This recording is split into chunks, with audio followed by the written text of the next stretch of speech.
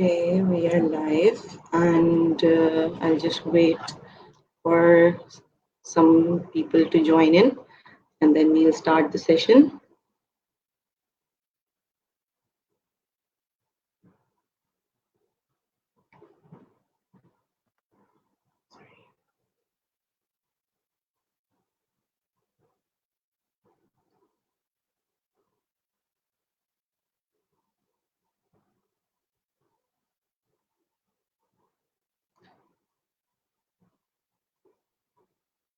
Okay, Assalamu alaikum everyone. Hello. Hope everyone is doing well. And you're able to hear me clearly because I've changed my laptop today, so I'm not sure if you are able to hear me clearly or not. So if you could just message so I would know that everything is smooth and clear. So I'll just start. Before I start, I just wanted to talk about few things that I am extremely excited today, and I am very proud also today for this session for various reasons. A, that I always wanted to do a session for parents, especially mothers, because till now on my page I've talked about how to facilitate your children, how to facilitate your kids in emotionally, physically, how to entertain them in this quarantine. But I haven't talked about why emotional well-being, self-regulation is important for your own self. Parents, being mothers, we need to understand our emotions also to understand our children's.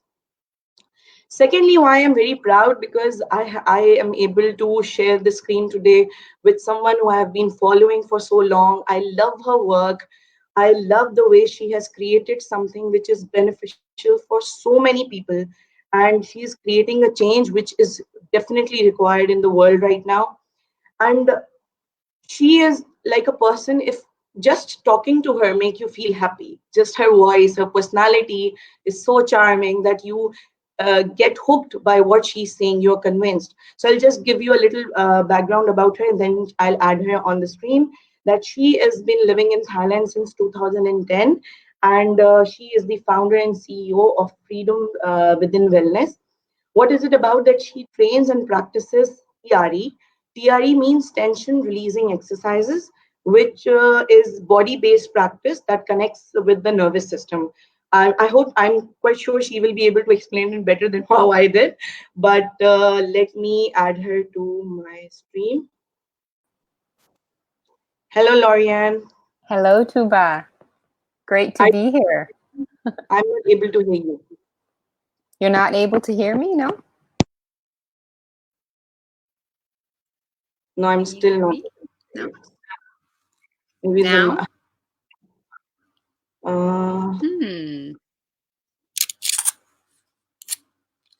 I'm not mute. Oh, yes. Now I'm able to hear you. Yeah. It's okay now? Yeah. I'll just, yes, okay. I'm going to plug in my headset. I'll just add it. See if you can still hear me. Yeah. Can Hello, still and hear me welcome now? to Page Neurodiversity, Lori Ann. I'm so happy to have you on my page. It's an honor. It's an honor for me too. I just so impressed with the work that you're doing, Tuba, and speaking with you is always a pleasure, and to hear about the depthness of what you do and the realness about what you do. So it's a real pleasure for me to be here. Thank you. Thank you, Lori Ann. First of all, I have given a little background about you, but if you can tell what do you do, explain is better than definitely than how I did. So okay. Yeah. Sure. So let me see. So my main work, I'm the founder of a company here in Thailand. I'm from Canada. I'm from the east side of Canada. And I moved here about 11 years ago. And about 4 years ago, I started a company called Freedom Within, which is very much in line with my passion is, which is really just freeing myself from just all kinds of beliefs and behaviors, patterns, all these things that we've picked up, just to return to myself. And I'm really passionate about the fact that I know that we have everything within us, already. It's just we've forgotten. So in my company, I offer coaching to help people and organizations just really come back to everything that we are and be empowered by that. And I also teach, the main tool that I teach is called TRE, and it stands for Tension or Trauma Release Exercises. And what's quite different about this practice is that it doesn't work with your thinking brain. It works with your nervous system and it works with your body. So it works with your own true mechanism, your natural innate mechanisms. And so this is great because there's no talking required. And it's really people just starting to feel safe within themselves again, so that we can connect with ourselves again. So that's why that's one of the main tools that we use here. So I'm both a provider of this, so teaching people to do it for themselves. And it is a self-practice that people learn so that they can do it on their own at home once they learn how to do it safely. And then also I train people to become teachers of this practice too. That is our way of trying to spread it to as many people as we can. Absolutely. And I think I'm quite sure with the people who have gotten trained by you are able to facilitate themselves right now in quarantine so well, because this is what we need right now.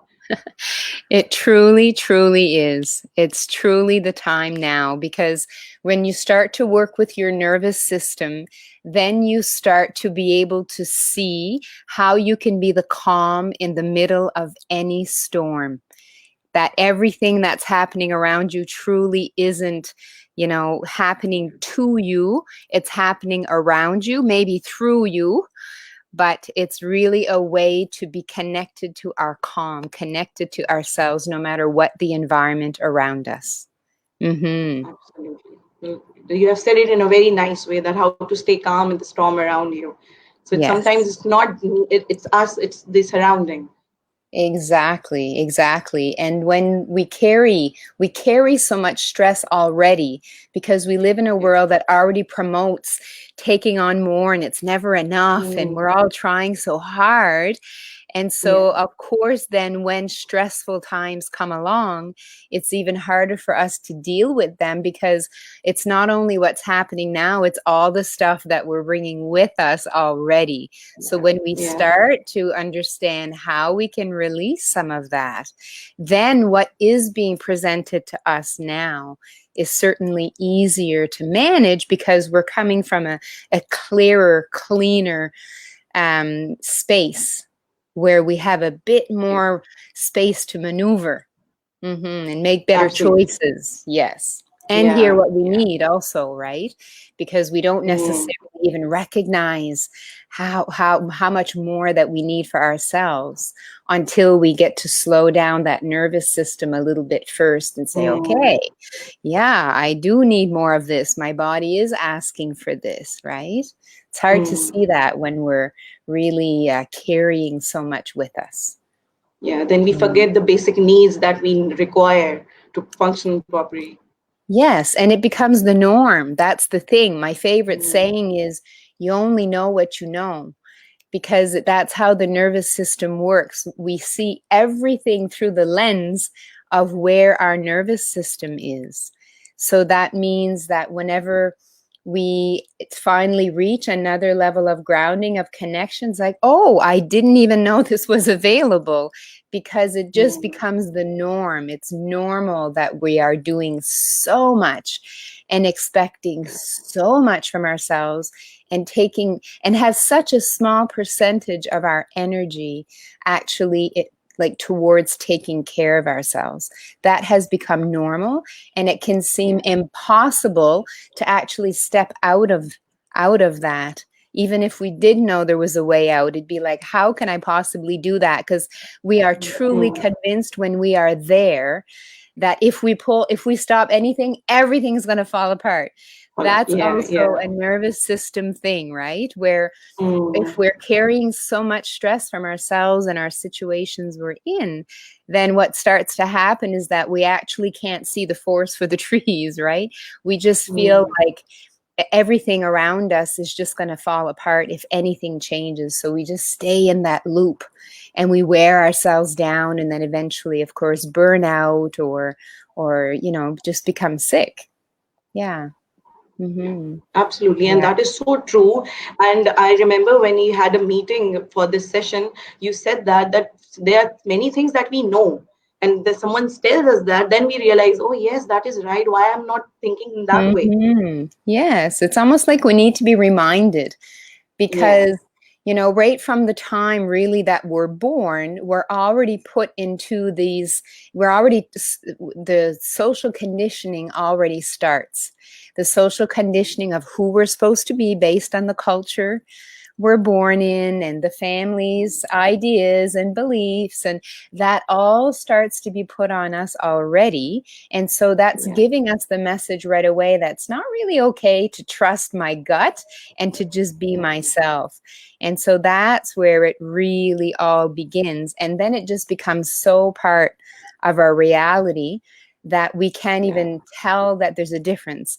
But when we are mm, ready, and when yeah, something like this is coming our way, when somebody speaks that truth, like you say, we do mm, remember, because we yeah, do at some level, behind all this stuff that we've taken on, we know that it doesn't absolutely. have to be this way. And Yeah, so when and we I'll, hear, I'll give an example about this. That one day I started meditation like every night before going to sleep, and I Mhm. realized that even when I'm calm and I'm relaxed, I have tightened so many muscles in my body that Yes. it has become unconscious. My thighs muscles were tight, my shoulders were clenched, and I didn't even Mhm. realize that while even sitting on the bed, I have taken so much tension and pressure on my body. Yes, that is such a perfect example at the physical level, right? And that's at the physical, emotional, as well as the thinking Yeah. level, that it just becomes normal until you start to become a little more awake and start to become a little more aware of it. And then the gate is kind of opened, right? I'm sure you're noticing now more and Mm, more. And actually, those are the moments where we can do the best work for ourselves, is in those yeah. moments when you notice that you're holding somewhere or that your emotions a certain way, and actually taking a second to change it in the moment.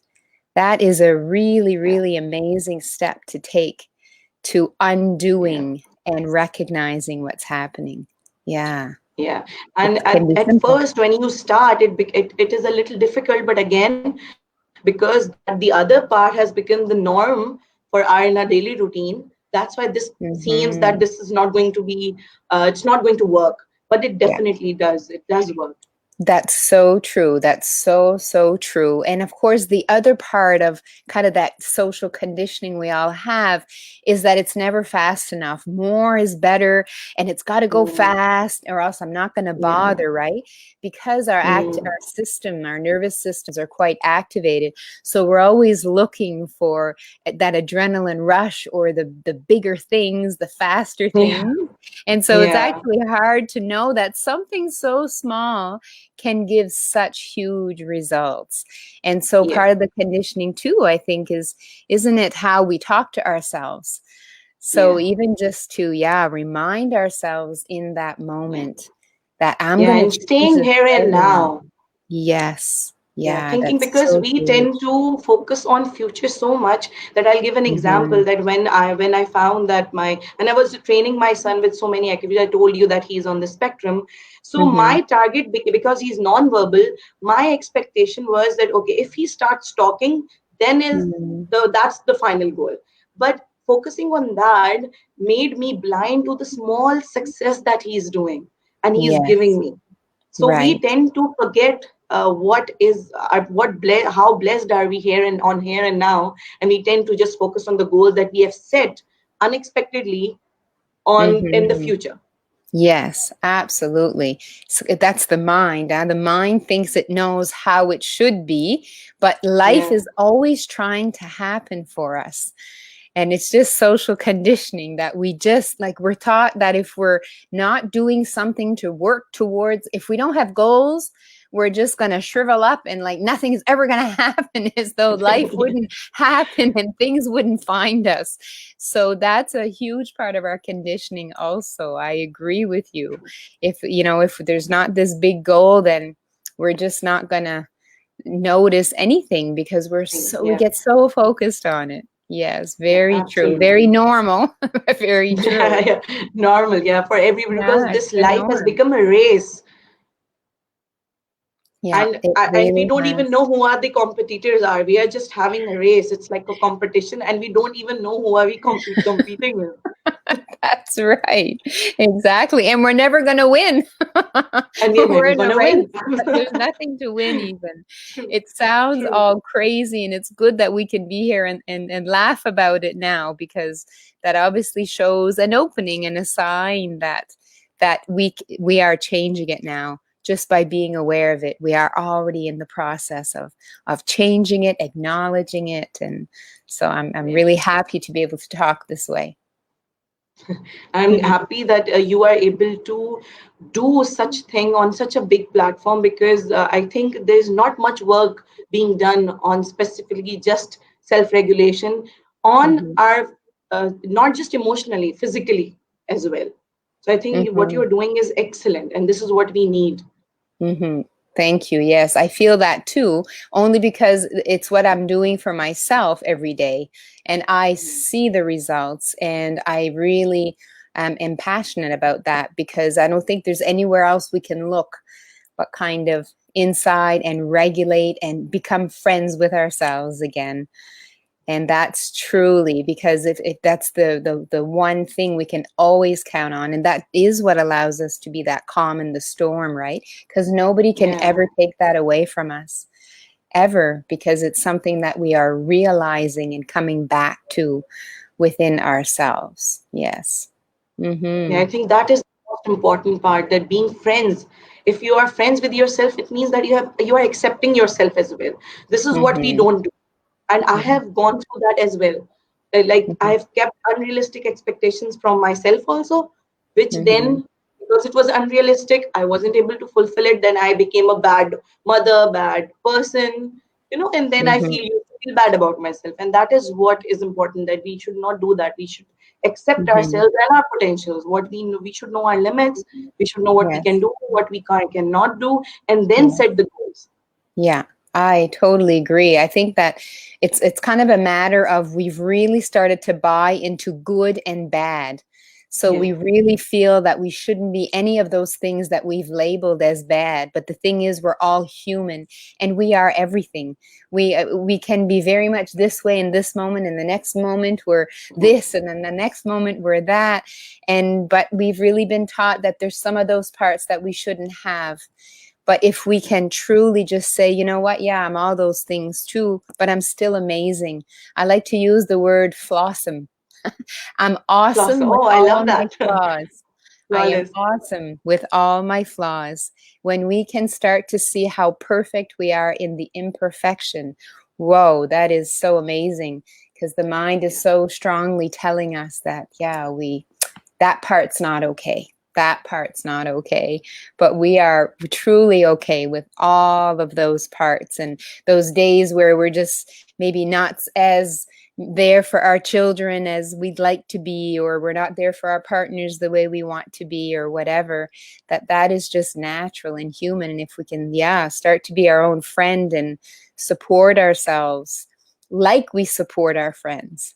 We would never treat our friends the way we treat ourselves sometimes, True. right? Absolutely. Absolutely. Yes. Yeah. That is so true. Yeah. And I Yeah. love the word blossom. That speaks to you, does it? Yes, I love it. I'm going to use it often now. Yeah. Yeah. It's not mine. I saw it one day and I thought, oh my gosh, that's it. That's it. Absolutely. I think we have covered the aspect of what self-regulation is and why is it important. But the Hmm. next question that I figured out was, how can it affect our emotional well-being? And is Hmm. there any connection of emotional well-being with Hmm. self-regulation? Okay, so maybe I'll just say a little bit more about self-regulation, just to kind of recap to make it clear. It's True. basically that we just want to notice the really small signs and indicators of how our nervous system is talking to us, right? So that we can recognize all the things that you and I were just talking about. So if I know that when I notice myself starting to get irritable, or when I start to notice me being impatient, or when I start to notice that I'm talking a little bit like this and my jaws are a little bit tight, or I have this certain kind of headache I tend to get, or on the days that I'm not doing good self-care at all, whatever my signs are, that's when I start to change something about my day. I start to notice that I'm heading down that road that takes me to my edge. So the self-regulation is very much noticing those things so that we can already start to manage where we're going, that road that we're going down, where now, because our nervous systems are so activated, we don't recognize that we're at our edge where we can't take anymore. And then it can take us a long time, or we just end up staying up there. So it's really just regulation is just really noticing the small signs that we're on our way to that edge, that limit. And whenever we notice what we think is one of the early signs, when we keep focusing on it, we're going to notice an even earlier sign. And we haven't noticed any of them. It's like you and I were talking, we just go, and we don't even recognize how unrealistic it is. Yeah. So how it affects emotional level is huge, because as we recognize how we regulate ourselves, and as we do better regulate ourselves, we're able to see, like you were just saying, when you're about to meditate, you're noticing your body's all tensed up. It always was, but you're now recognizing that. And so that's what it can do, is it can really help us recognize, not only physically, but emotionally, that we're getting up there. We're getting up there, so that we don't have to be up there at the edge before we recognize it. And then it takes a long time to recuperate and kind of get ourselves back down. So we're going to be less affected by things, right? Because we just have that much more tolerance, like a larger window of tolerance, because we're on it much sooner and can start doing things to help ourselves much sooner. And then the more we do that, the more clear the awareness becomes also, because we're already slowed down a little bit. And then it just kind of rolls like a snowball from there. Yeah, I think this explains the relationship of self-regulation and our emotional well-being as well. Definitely, because the more that we live in that activated state, the less it takes for us to react to something. So let's say something happens that's not that serious, but I get really angry because I'm already so stressed that it only takes a little situation to get me there. But if I can just learn that to one drop regulate, that fills the glass. that's it. That's it. We start to react emotionally much easier, because also if we're carrying that much stress in us, it's like our nervous system, our system is trained to think that we're in danger. So all these little things that are actually not that serious are taken very seriously. Very seriously. Yeah. Okay, this is so well explained. Now I'm also realizing this, that they're so basic to small things that we underestimate, and we don't focus on those things. And this makes a huge difference when I'm able to realize, okay, this is just a reaction to something that is already piled up, and I should be right now. What we tend to do, we become the emotion then to feel it. Yes, exactly. So the more that we can just do these little steps we're talking about, just recognizing it in the moment. And as we're about to get angry, if we just say, here it is, I'm in it. And just take a deep breath, or even just turn your head if you have to. Just do something different. It doesn't even matter if it's something that's still not that healthy or that great. It doesn't matter, as long as it's something different, because the neurons in the brain are all firing in one way, saying, this is what happens right now. And so you do Mm. something a little different, you start to change the way the communication is happening. And that's how you start to really make big changes, just in that slight moment when it's about to happen. And I think learning some great grounding techniques, which we can certainly do, on this call, if you like, so that in those moments when we catch ourselves about to do something maybe that we will regret or that we know is not serving us or people around us, just some grounding techniques we can do to kind of break the state a little bit and just kind of come back to the Mm. present moment a bit. Yeah, so huge. So huge to do that. Mhm. Yeah. Mhm. Yeah. And then And how, Lorian, how Mhm. these small acts can help, especially with the parents, to the parents. How can it be Mhm. helpful to them, and especially Mhm. those parents who are dealing with children with special needs? Absolutely. Well, when we already have everybody, as a rule, on the planet has a very overactivated nervous system, just because of the social conditioning we just talked about, that we're all taught we have Mm. to be perfect, we have to be this, we have to be that, and it's Yeah. never enough and more is better. And Mm. then on top of that, now we have access to so much information and stimulation because of the internet. So we've got that. Yeah.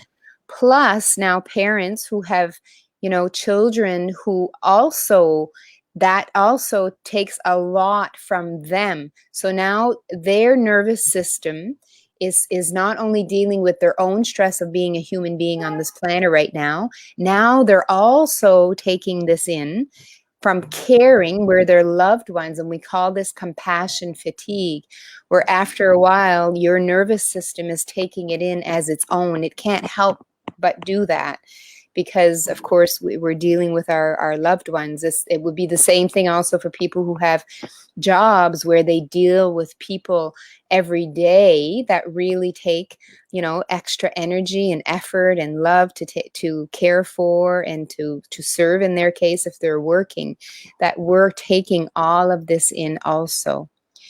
So Yeah. it's so helpful to help the parents to actually start to do some of this kind of work, because what's going to happen is nervous systems actually ping off of each other all the time.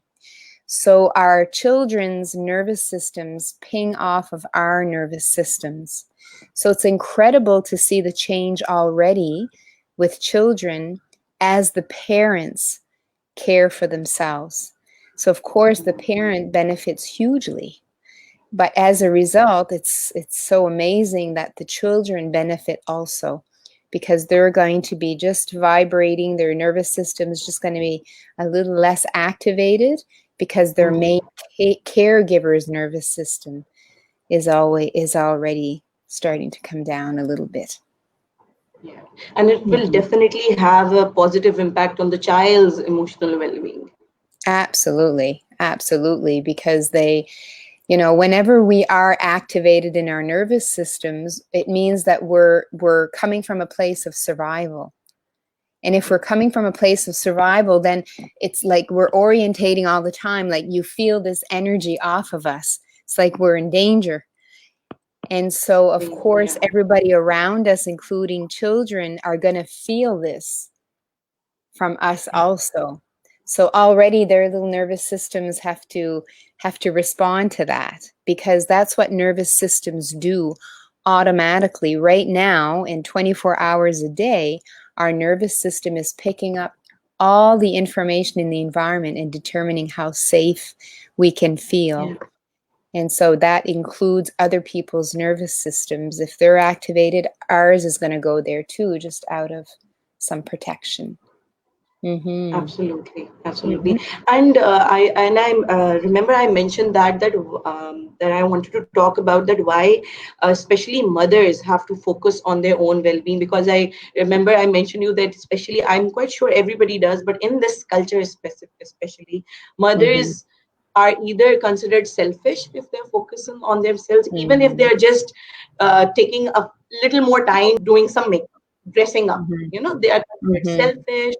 And when they are conditioned to be said that they are selfish, then by the end of the day, they feel guilty and then anxious that, okay, I should not do that, even if dressing up makes them feel better. Mm-hmm. Mm-hmm. Absolutely. That is very, very strong conditioning. And I think a way to begin to deal with that, of course, first is just awareness. And I think a nice way is that I'm always doing experiments for myself. So I do like I'm going to experiment with this. I'm going to experiment that if today I take just a little better care of myself, I'm going to notice how the people around me are affected. And if you do that little experiment for yourself, that maybe today you take just do a little bit extra for yourself, and then notice how other people are around you. You're already going to notice that the kids might have a bit better day that day because I'm having a better day that day. And so I think that's a nice, gentle, small way to start. And after a while, we can't help but believe and know that what we've been taught, this conditioning, simply isn't true for us, because we start to have so much evidence that when I do the opposite, I can see, I can feel for myself that I am better, and my child is better, and my partner's better, everybody around me is better. And the mind tends to think from A to Z. So if I'm not taking very good care of myself now, my mind is going to picture me, oh, I should be, taking way better care of myself. Or if I'm feeling guilty, it's because I'm picturing myself, even if I only do a little act for myself, I'm seeing it. It's going to be out of balance, and I'm going to see it as too much.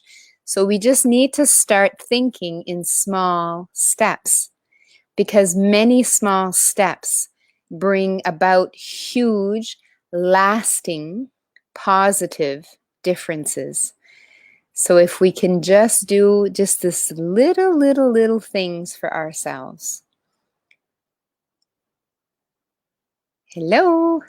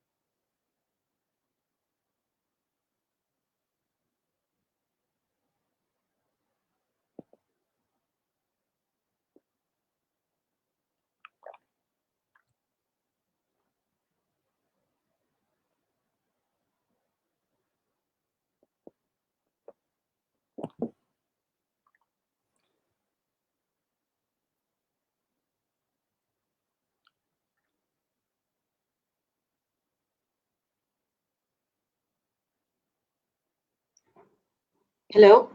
Oh, there we go. Hi. Yeah. Sorry, Yeah. sorry. The internet connection sometimes just Yes. gives me troubles. Sorry about Can't that. control that. No worries at all. I don't Yeah. know where it got cut off, but we were talking about just noticing small things, making a small change instead of feeling like Yeah. it's got to be extreme. And then we get evidence from that, and we do it as Yeah. an experiment. And Yeah. so, yeah, we notice that. So then we do another little thing and another little thing. And we all, as a family, change Yeah. and grow together, because you can't argue the evidence when you just start seeing that, wow, okay, that's related. I take care of myself and others feel better too. Yeah, and you Mm-hmm. are so absolutely right, Lori, and that if I keep that on myself, that whenever I'm doing activities with my son, I take Mm-hmm. observations that when he is able to learn, when he is able to respond correctly. So when I Mm-hmm. was creating that pattern, I could see sometimes he was responding well, sometimes he wasn't. So I was just thinking that if he knows why on some days he is not telling me the right answer or he is not responding Mm-hmm. well. So with him, I started taking my observation also. that the Mm-hmm. days when I was a little agitated and I was imposing that you have to give the right answer Mm-hmm. because I want to feel better by you giving the right answer, he was Mm-hmm. feeling that he got that negative energy from me. And with that Mm-hmm. pressure, he just wanted to finish the task Mm-hmm. Mm-hmm. instead Yeah. of learning from that. Mm-hmm. Right. And of course, to be able to look at that and say, yeah, that's being a parent too, right? That of Yeah. course, you want the best for your children. And of course, your expectations are going to be high. And of course, it's coming from a place of love. But I love that you're able to see how what you're contributing to that. I've learned a lot just because of the TRE that I teach. Part of our training program is the Polyvagal Theory, which really talks about the grounded state versus more of a nervous system activated state. And then once our nervous system gets so activated, sometimes we kind of go up into more of a disconnection, kind of just a place of kind of dissociating from things because it's too much to manage. And Mm. it's amazing how children, if parents can just in those moments notice, like you said, okay, they're not so into the learning today, and Mm. this is not going exactly as I planned, and just recenter ourselves and be present to them. Just create like a space, even if it's Yeah. only 2 seconds. We know that the nervous system responds to that very, very well. While if we're Yeah. activated and it's more coming from a push, then it's getting the opposite effect. But to be able to just give a bit of space and allow what's there to be there, chances are like the next time we go to work, it could be completely different, or that moment could Yeah. be shifted. And just to trust in Yeah. that too. Absolutely. Yeah. That is so great to be able to see that what we Yeah. contribute to it Yeah, also. and I think this training can definitely help us. That grounding that you were mentioning, this is what we Yes. need, especially in these Hmm. small moments when we Right. don't realize the way we are reacting. Yes, exactly. And that can be as simple as just rubbing your hands, or even just rubbing it, like, or massaging, or it could just be taking a really long deep breath and Yeah. exhaling through the mouth. It could be feeling our breath in our backs, not just the front of our bodies. That can center us. It could just be uh, maybe just rubbing on the ear. It could be rubbing your head. It could just be doing a stretch, something that kind of breaks us out of that same reaction that we always do when this situation happens. Mm. When my child is having this kind of moment with me. Now your brain is, and your nervous system is so trained. It's like a freeway. It just goes right there. But to recognize that in the moment, stop, give yourself and them a little bit of space, do a bit of rubbing, tapping, feel your Mm. bottom on your chair, your feet on the floor, just to kind of break that state. And of course, the TRE that we do, it directly works with the nervous system, which then makes all the work of noticing when we're ungrounded and grounding again and recuperating from it much easier. But it's really a great place to start, just to start noticing now and start making little changes. Changes. And Mm-hmm. which will have a huge positive impact, I think, throughout the day, not just with the child. My next question will, I think most of the members will be able to relate with that Mm-hmm. why families who are struggling to provide the best for their children mostly Mm-hmm. end up being frustrated, not able to communicate with each other better, not able to Mm-hmm. understand are their Mm-hmm. own emotions and others. So how Mm-hmm. self-regulation can help this problem? Mm-hmm. Well, when we talk about self-regulation, we're talking about also connecting with ourselves. Because the more we can regulate ourselves, the more, the safer that we feel within ourselves, which means the more that we're aware of ourselves, And so the more that we are aware of ourselves, then the better decisions that we can also make for ourselves at the same time. When we are more connected to ourselves and more aware of ourselves, we're less reactive. So when we're having a conversation in our family and things are going on, we are just going to go to that reaction mode, which sends us down the same spiraling circle each time. True. But when we're more connected to ourselves, when we're more in that grounded place, we can come more from a place of compassion, where we can actually look at what's happening more from an objective place of just being so in there and not recognizing that this is a situation. In fact, this is a situation that happens often. So it's just starting to be more of the observer than just being right in there thinking this is it and just being in a complete reaction mode. So when we start to come out of that, have a little bit of separation because we're watching, then we're going to be less reactive, and we're not going to create the same spiraling situations that we keep getting into. Yeah. And I think this will actually help us resolve the differences that we create because of not able to understand our own emotions. And when we tend to, we then definitely understand where the other person is coming from as well, because it's not just us, everybody in the family, because in this culture, there's mostly joint family system, and everyone gets affected. Our relationships with them, our strategy, how we serve, all those basic things gets affected. And I think, again, how you said that when we feel safer within ourselves, then definitely we will be able to have a better communication with others. We will be able to understand their emotions also. Yes, absolutely. Especially when we start to recognize these are emotions. They are not us. They are emotions. They are temporary. They're going to pass through. And so I want to take the best care of myself and my family as the storm is passing through. Right? It's again being that calm in the middle of that storm and knowing that it is going to pass. And that in that moment, if we're all up there in that space, that there's pretty much nothing anybody can say that's going to be accepted by anybody because we're all in that place of reaction.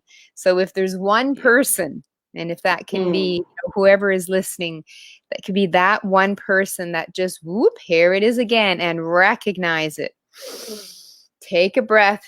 Take one step back, even if it's a second. It is huge, and it will bring about liberation. It will truly do that.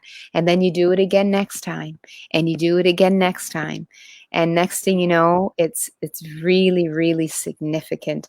And everybody around you now is also benefiting from that because you've made the choice to be the one to just not quite get in there like you did. And then unfortunately what can happen, because we're so hard on ourselves, the next time it happens, we get right in there again. And then we get hard on ourselves because, I said I would. And then that voice comes on. So when that voice comes on, you just say, no, this is not like a switch. I'm a human being. I've been in this kind of place that I go to all my life. So I'm going to give myself a break. And I'm going to know that sometimes I'm going to be able to do this and sometimes I'm not. And I'm still awesome, even though, right? I'm still awesome, even though I didn't get to do it. I'm awake to it. And even if I still get into it, if I had a little bit more awareness in it this time, that is hugely important too, because that's part of us undoing some of this stuff that we don't want to be doing anymore, is to actually be in it again, but with awareness going, oh no, I'm doing it again. And then rather than be hard on ourselves, we just say, hey, that's part of the process too. This is how I'm undoing this for me. And if I'm undoing it for me, I'm undoing it for my children. I'm undoing it for anybody that has any kind of interaction with me now. And I'm going to make mistakes, if you want to call them even mistakes, but they're not even mistakes.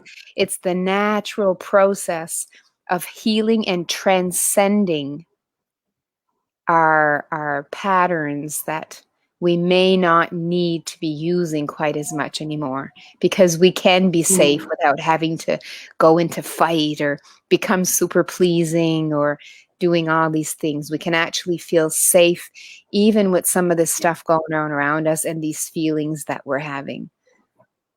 Absolutely, absolutely. Mm. And Lori Ann, how can parents stay calm and polite, especially when dealing with children who are aggressive, who have violent Mhm. and are stubborn, anxious? So when they are in that outburst of their emotions, how can parents and Mhm. how should parents react? Mhm. It's holding their ground, holding their ground, holding their space. So that's coming back to the breath, feeling the breath in the back, feeling their breath in their sides, and just really, it's like holding a container. That's Mm, what we're doing. So reaction is when we try to go in there to manage it, and we end up doing things out of reaction that we might regret doing after, right? yeah. And plus, it just keeps it happening over and over again. But it's also, that's another example of those moments that when you're in it, to see it as temporary, to see that things like this do happen, and to really try to hold a container for this. It's kind of like, have you ever noticed that sometimes if there are children around, they will automatically be drawn to certain people, and there's other people that they're naturally not drawn to. Yeah, yeah. And usually that's nervous system. They will be drawn to peoples whose nervous systems are just centered, holding space, Calm. calm Mm, in the middle of the storm, right? And mm, that's and nervous systems read each other too. So that will automatically help them come down also. And it also teaches them that they are loved, they are mm, accepted, no matter what state that they are yeah, in. And in the yeah. beginning, it's difficult. It's difficult because it's so hard to hold space. But Yeah. again, if we can get a little bit of proof that if I just do it a little bit this next time, Mm, a mm, little bit, there's yeah. already a huge difference. And that's so encouraging for the next time. And like I said, the next time, maybe you totally lose it. You don't beat Mm, yourself up for that. You say, it's okay. I did it with more awareness this time.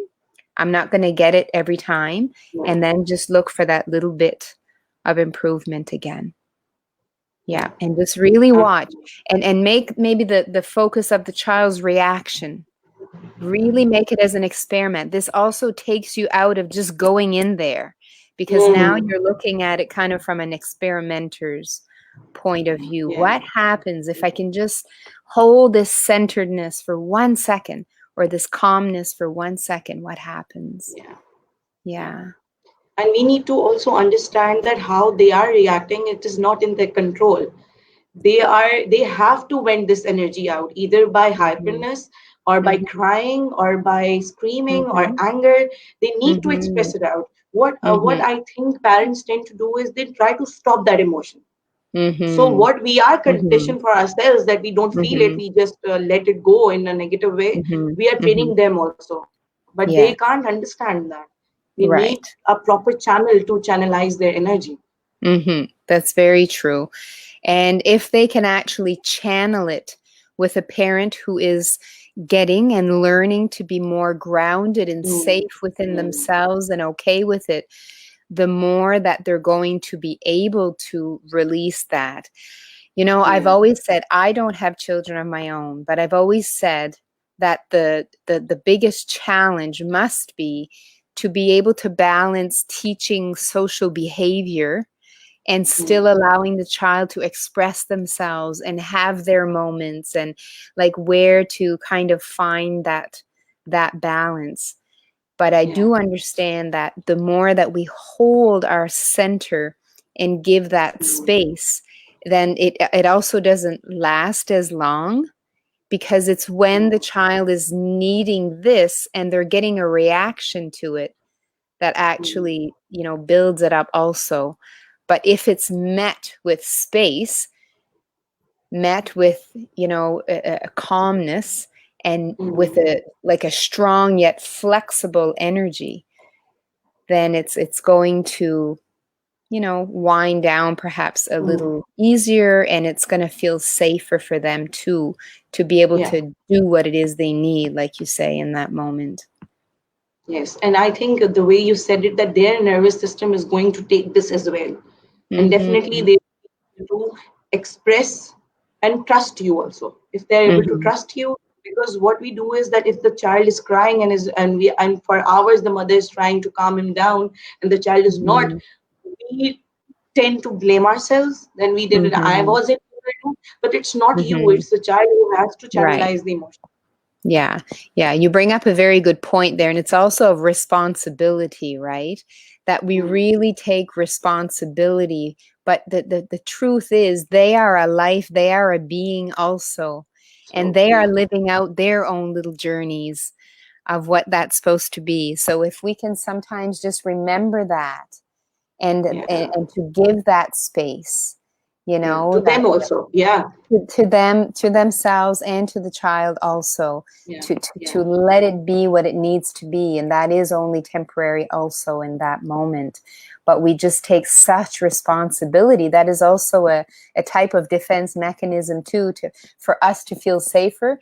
We just tend to take responsibility. It's kind of like you talked about before, that you would expect maybe your child to have homework or do some work this way and have this many correct and Mm, know this today, and you can't notice all the little improvements mm, that they're doing because you're yeah, so focused on that. And it's kind of the same thing in those yeah. situations. We so think that they should be a certain way, quiet, happy, and not have these moments, but these moments are just as necessary and normal and a natural part of life also. So I think the way that they're viewed makes a big Mm, difference also. yes, Yeah. yes, Mm-hmm. absolutely. I think this is Mm-hmm. exactly what is missing, the element of reviewing, and then of course the acceptance comes in. Mm-hmm. Mm-hmm. And Yes. there are some questions I'll just Mm-hmm. ask you. Like one question is that how can parents take care of emotional well-being, especially if they're not living in a very positive environment? I think mostly in Mm-hmm. this culture specifically, it's about the joint family system, how they are not able to. Mm-hmm. I think mostly it is that environment that affects a mother and Mm-hmm. the parents. Mm-hmm. Yes. So sometimes we can feel that in order to be still and in order to be at peace, that is impacted by the environment that we're in. And of course it is. We also can remember that within us, inside, there is a stillness. There is a part of us that is truly who we are underneath all of this jacket or this suit, you could look at it, of conditioning. And that's all part of our culture and how we're supposed to be in the house and how we're supposed to be with family and what kind of parent we're supposed to be. Like, that's all, if we look at it, that's like a suit that we have to wear. Underneath this big suit is space, it's love, it's emptiness, and it's all our true values of who we are. And we are learning to live in a world where we wear suits. But we live in a world where we can also, if we choose to, start to find this peace and this calm. So I think a beautiful way to do this is to continue a search within ourselves for this place within us. If we know we're in an environment that is not positive, if we know that we are not maybe taking that well care of our emotional well-being, what is watching that? There is Mm, something that knows that. And yeah. that's our true being, right? Underneath this big jacket of all these expectations. So I would say, just when you think of it, when it comes to mind, just try to find that place And whenever you have a moment that you can sit, or maybe it's just before you go to sleep at night, go to sleep trying to find that place within you. This will start to create more separation between that peaceful place that is there within you underneath this jacket and the jacket, the suit. Yeah. And the more that we do that, then we start to recognize that, okay, this can still all be there with all of this happening around me. And it's incredible how every little realization we have of that brings about pretty fast, big changes. But the mind's going to say, oh, no, don't bother doing that. That's not going to work. Right? So we just notice that, but we do it anyway. That would be And my answer. and this question is, I think, with the same theme, but the important aspect of what if the mother starts losing hope. So losing hope means our nervous system is carrying so much that at one point it actually hits a point of overwhelm, which is helplessness and hopelessness. So if one can again recognize that that comes from a place of just taking on so much. So just to start to look within themselves again for that place that is within them, that if you're recognizing that you're hopeless, there is something recognizing that. Who is that? That is you underneath all of this. Yes, yes, And doing a absolutely. bit of grounding, talking to yourself as you would your children when they are hurt. If we talk to a hurt child that is feeling helpless and hopeless, we would never talk to them the way we talk to ourselves when we are hopeless. So I would recommend that. Ask who is noticing this hopelessness, to remind ourselves that there's someone under here that is watching this hopelessness, and we can come back to that over time. And to treat ourselves, talk to ourselves, that voice in the head, as we do our children when they're hurt and we want to support them. Absolutely. And another question is by Amna, that how to shift that focus on achieving something, that we tend to ignore all the psychological and physiological cues for stress. How to shift our focus. How to shift the focus in order to notice them, right? Yeah, Well, I yeah. would say right now, in this moment, because you are watching this program and because you are with us and because you chose to be here, you are already begun. You've already begun. So I think from now, do not force this. That's the other thing we try to do now. It becomes homework. It becomes something else that we have to do on top of what we all do. No. Now that you're here, you've made this choice, just allow it to happen now. You will automatically now, the door has been opened, and you will notice and trust in that and allow that to happen. Absolutely.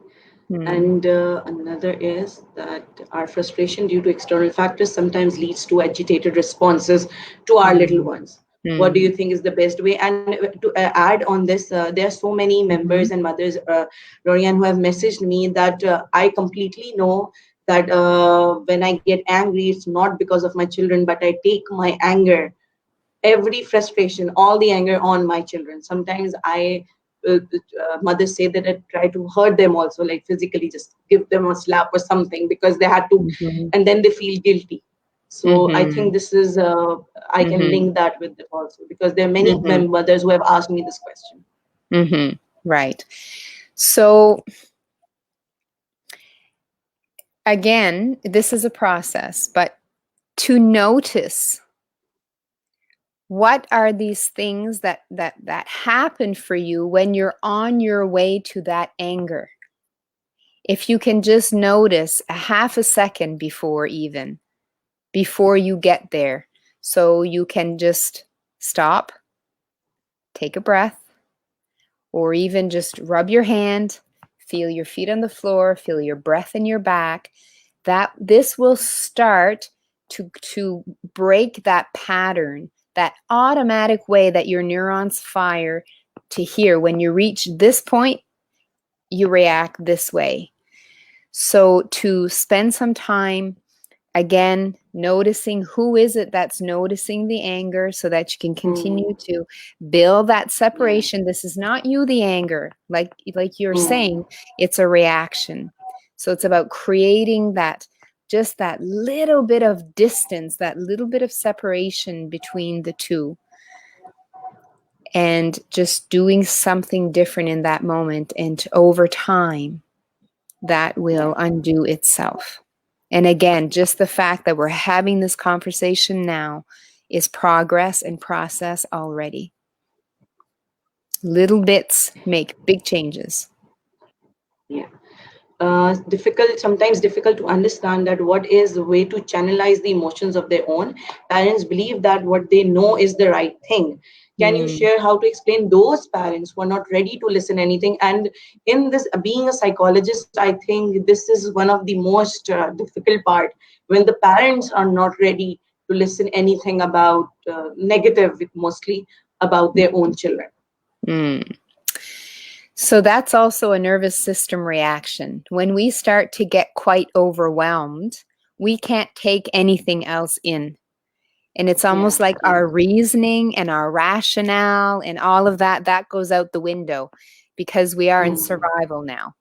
And so our brain that brings about any common sense is gone. So it's very, very difficult to explain to someone to do that. So that's why, again, the best thing we can do is work on our own nervous systems, our own grounding, our own regulation, because that, if you're a parent who's doing that, and if it's the way I'm understanding the question is, if you're working with other parents that you feel could benefit from doing it, we can tell them everything we can to try to explain it to their thinking brains.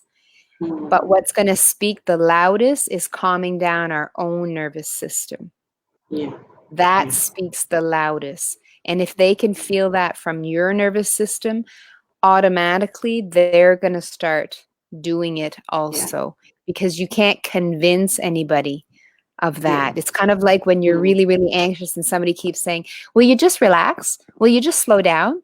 Will you just, it's okay. It's not that bad. Well, if our nervous system is in reaction, we don't have really much rational mind to understand that. We can't tell people to slow down.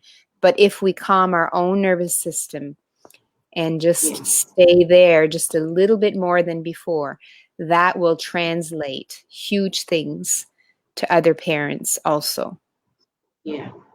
Absolutely. I think this is a very important, because I teach also. I think this is the part where this is how actually we can give or transfer the message, the real message, that what if there is a problem with the child.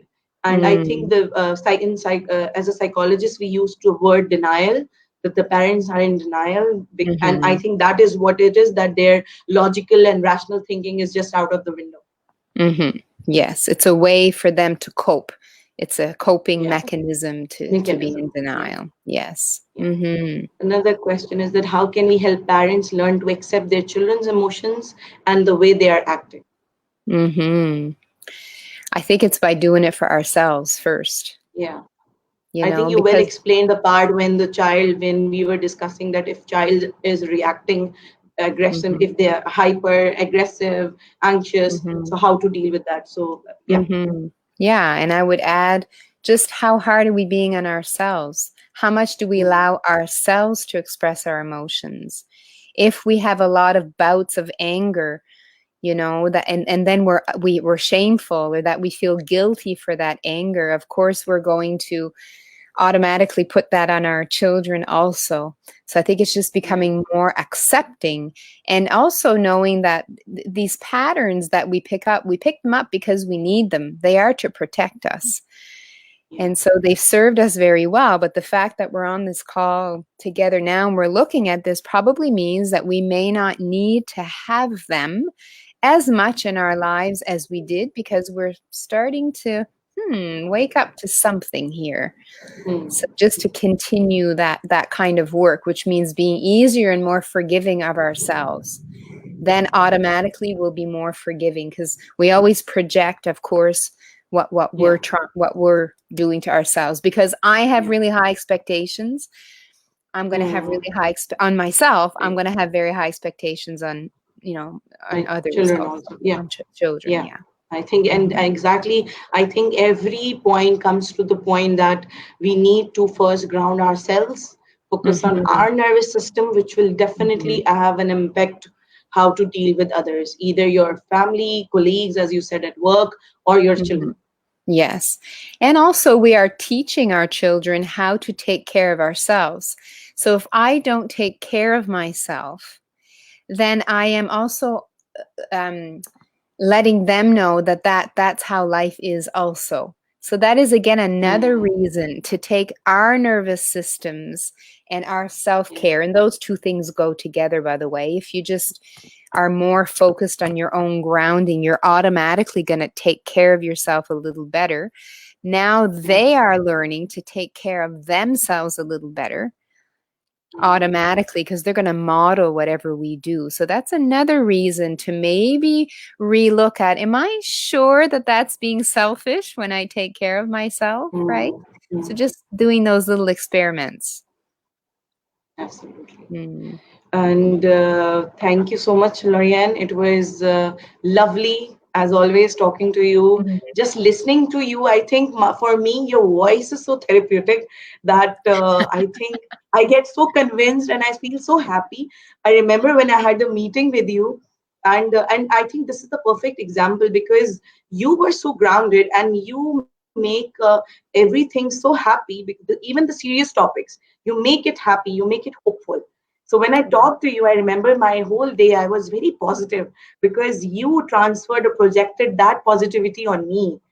And I was Wonderful. a little anxious because I was talking to you for the first time. I was really looking forward to it. I had a little anxiety, but then I took so much positivity. Even my family members were asking me what happened today, and I told them about you. So I think this is an example that how you yourself being grounded have an effect to anyone you meet the day. Yes, yes, absolutely. Because it's very much been the same for me also. Like my biggest pattern that I'm always continuing, because it's a journey and we never get rid of anything. It's still always out there. It's part of who we are. But but we can just start to really let it be there and see we're still awesome, right? And one of mine has really been taking responsibility for other people's happiness. That is something, and I used to get hurt all the time because you can't Mm, you can't make other people happy, right? You can't take on that responsibility. So I really had to shift that towards me, and it's one of the hardest things I ever yeah, did, because yeah. everything in me was saying that was so wrong. And now I Mm, see, that my relationships with people and everything is so much better. So it's kind of that, just trusting that for sure. And I'm really glad that you had a positive experience. And I did, and right, I'm quite sure many people will have that positive impact through this session. right. And that's part of what I love to help people with too, Tuba, is just really seeing that this kind of work doesn't have to be serious, and it doesn't Yeah. have to be this hard work. And now I can't, it can be just part of life, and it doesn't have to be that hard. It can just be focusing on the small steps, and it can actually bring about huge results. So thank you. It's been a pleasure being here with you, and I hope we can do it again sometime. Yes, yes, I will definitely have like I will ask you to be on my page again so that you Sure. can help us with some grounding techniques in the future. Sure. Yes, absolutely. It would be my pleasure. Thank you. Thank you so much, Lorianne. Okay. Take care. Bye-bye. Bye-bye. Okay, so we had lovely, lovely Lorianne, and I'm quite sure about that people will definitely benefit from this. And this is why I wanted someone to start like the first session I wanted to do with the parents. I wanted to do with someone who has a lot of passion and dedication towards it. And I couldn't find anyone better than Lori Ann. And thank you again, Lori Ann, for being with us, for giving so much time. And definitely, I will ask her to come in the future in our page so she can teach us some techniques also. But the initial session we wanted to do with the little background so you know what this is about, and then if she teaches us, then you would know how to apply it, so the application becomes easy. So I hope now you understand why self regulation is important for us, to understand our own emotion before understanding our children's, because what we do is that we become the emotion instead of feeling it. So we need to understand that witnessing your own emotion, allowing it, and releasing it in the positive way is very important. We don't do that. And what we do is the biggest mistake we do is that we make permanent decisions on temporary emotions. We need to break that down. And we can do that with self-regulation techniques, and we can by understanding our own emotional well-being. Then definitely, as she said, that if we have a control over our own nervous system and groundedness, then we will be able to help our children and other people as well. So on that note, I'll say Allah Hafiz and bye.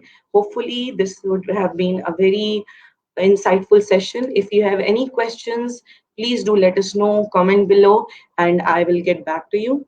Take care. Allah Hafiz.